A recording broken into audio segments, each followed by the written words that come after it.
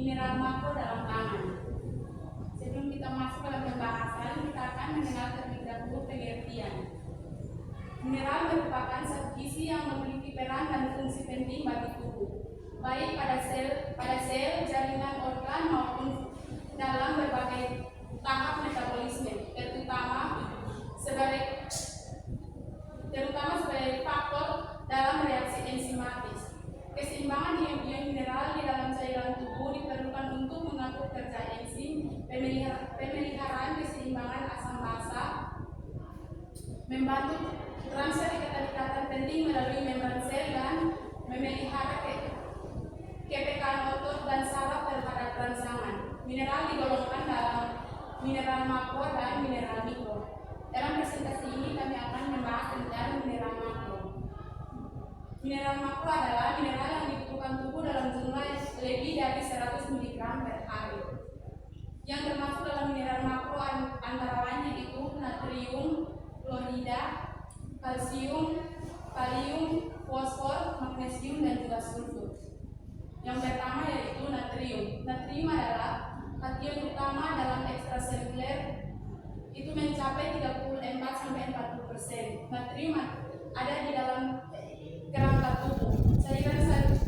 Saluran cerna sama seperti empedu dan pankreas mengandung banyak natrium. Sumber utama natrium adalah garam dapur atau NaCl. Garam dapur dalam makanan sehari-hari berperan penting untuk sebagai bumbu dan juga bahan pengawet. Yang kedua adalah klor.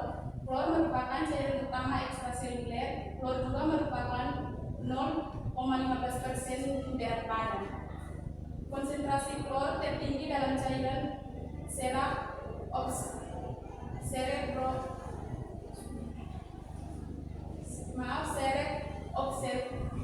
oksigena atau di dalam otak dan juga sumsum tulang belakang, lambung dan juga pankreas. Berikut kalsium. Seperti halnya natrium, kalium merupakan ion positif terhadap beberapa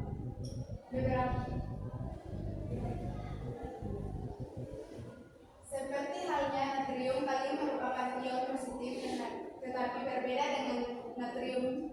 Kalium tertentu merupakan terdapat dalam sel. Kalsium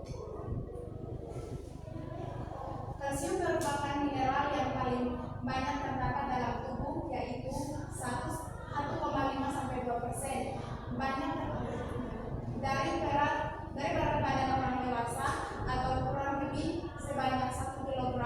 Dari jumlah ini 99% berada di dalam jaringan keras, yaitu tulang dan gigi. Dalam cairan ekstraseluler dan infraseluler, kalium memegang peran penting dalam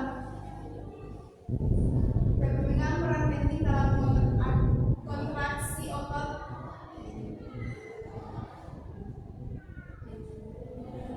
pengumpulan darah, serta kalsium mengatur pekerjaan hormon-hormon dan pertumbuhan. Yang berikut fosfor. Fosfor merupakan mineral kedua terbanyak di dalam tubuh, yaitu 1% dari berat badan. Kurang lebih 85% terdapat sebagai garam kalsium fosfat, yaitu bagian dari kristal hidroksipati dan dalam tubuh dan gigi yang terdapat dalam larutan. Fosfor selebihnya terdapat dalam semua sel tubuh, sebagian dari otot dan dalam cairan ekstraseluler. Fosfor merupakan bagian dari asam nukleat dan DNA dan RNA yang terdapat dalam setiap inti sel. Yang berikut magnesium. Magnesium adalah kation normal. Kation nomor 2 paling banyak terdapat setelah natrium di dalam sel.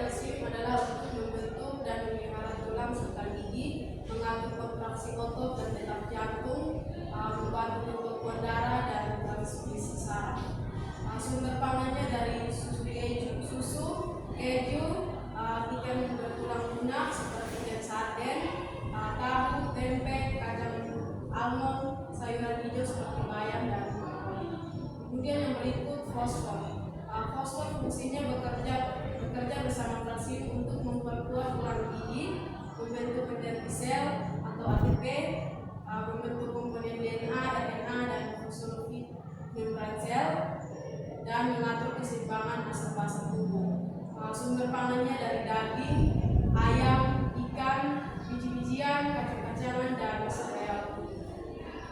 Kemudian yang berikut magnesium. Fungsinya untuk mengaktifkan lebih dari 300 enzim tubuh, berperan dalam metabolisme energi dan pembentuk protein, dan menjaga fungsi saraf, otot termasuk jantung, dan membantu pembentukan tulang yang kuat. Sumber pangannya dari kacang almond, kacang mete, dari pisang, sayuran hijau seperti bayam, biji-bijian utuh, kedelai, ikan, dan nafkah. Kemudian yang berikut natrium.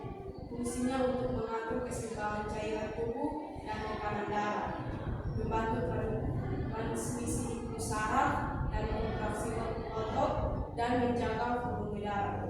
Sumber pangannya dari garam dapur atau NaCl, makanan olahan, keju, mentega, saus, makanan cepat saji, dan roti. Kemudian yang berikut kalium. Fungsinya untuk menjaga keseimbangan cairan di dalam sel, mengatur detak jantung dan kontraksi otot, serta membantu fungsi saraf dan mengontrol tekanan darah. Sumber pangannya dari pisang, jeruk, kentang, tomat, bayam, kacang-kacangan, ikan, dan ikan. Ini yang berikut Florida. Fungsi dari Florida adalah menjaga keseimbangan elektrolit dan cairan tubuh. Komponen utama asam lambung atau HCl untuk pencernaan. Untuk pencernaan mengatur keseimbangan asam basa tubuh. Sumber pangan dari garam dapur atau NaCl, daging, ikan, telur, dan makanan olahan. Yang berikut belerang.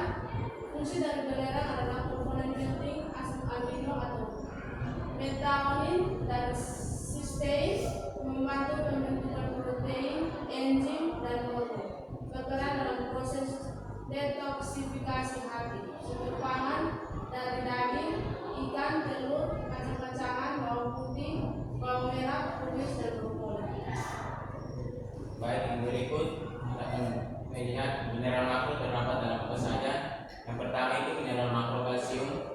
Yang pertama terdapat dalam susu sapi itu 125 mg, kebutuhan harian itu 12%. Yang berikut itu kalsium, yang terdapat dalam kalsium itu tahu padat itu 350 gram, itu kebutuhan harian 35%. Yang berikut bayam rebus itu 99 mg, kebutuhan seharian itu 10%. Yang berikut mineral makro yang berikut yaitu fosfor. Itu yang pertama itu daging ayam, itu kandungan rata-rata itu 180 mg, kebutuhan harian 25%. Yang berikut ikan sarden, itu kandungan rata-rata 240 gram, kebutuhan harian 30%. Dan yang berikut telur ayam, itu kandungan rata-rata 86 mg, kebutuhan seharian 12%. Yang berikut mineral makro magnesium, itu yang pertama kacang almond, kandungan rata-rata 270 mg, kebutuhan harian 65%. Yang berikut pisang itu kandungan rata-rata 27 mg, kebutuhan harian 7%. Yang berikut bayam rebus itu 79 mg, kebutuhan harian 20%.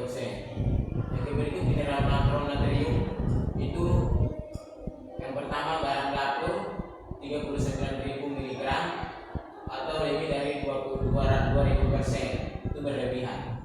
Yang berikut itu keju cheddar itu 620 mg, kebutuhan rata-rata 20%. Yang berikut roti tawar itu dia kandungan rata-rata 450 mg, kebutuhan harian 18%. Yang berikut mineral makro kalium, yang pertama itu pisang itu kandungan rata-rata 358 mg, kebutuhan harian 10%.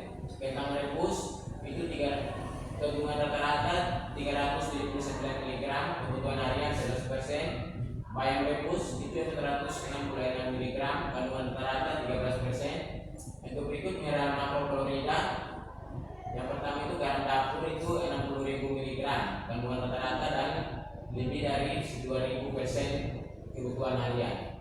Yang berikut daging sapi itu 65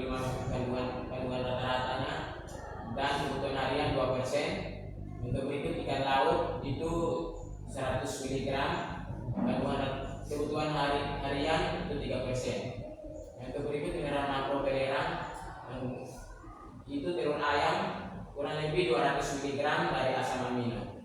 Kandungan rata-rata tidak, kebutuhan harian tidak ada. Yang berikut ini angka kecukupan. Angka kecukupan yang pertama ini angka kecukupan kalsium. Itu golongan umur itu 0 sampai 6 bulan itu membutuhkan 200 gram. 7 sampai 11 bulan membutuhkan 400 mg kalsium. 1 sampai 3 tahun itu 1 sampai 6 tahun itu membutuhkan 500 mg kalsium, dan 7 sampai 9 tahun itu membutuhkan 600 mg. Yang berikut golongan pria itu mulai dari umur 10 tahun sampai 18 tahun itu membutuhkan 1000 mg, dan 19 sampai 49 tahun itu membutuhkan 800 mg, dan 50 sampai 60 tahun ke atas itu membutuhkan 1000 mg. Yang berikut itu golongan wanita, itu dia dari umur 10 sampai 18 tahun membutuhkan 1000 mg, 30, dan umur 19 sampai 49 tahun itu membutuhkan 800 mg, dan umur 50 tahun sampai 60 tahun ke atas, 64 tahun ke atas itu membutuhkan 1000 mg. Dan pada orang hamil itu membutuhkan kurang lebih dari 150 mg, dan pada yang menyusui itu bayi 0 bulan sampai 12 bulan itu membutuhkan lebih dari 150 mg. Yang berikut angka kecukupan magnesium. Dari golongan umur 0 sampai 6 bulan itu membutuhkan 400 mg magnesium. 7 sampai 11 bulan membutuhkan 700 mg magnesium. 1 sampai 3 tahun membutuhkan 2000 mg magnesium. 4 sampai 6 tahun membutuhkan 2300 mg magnesium. 7 sampai 9 tahun membutuhkan 2500 mg magnesium. Berikut golongan pria itu di umur 10 sampai 12 tahun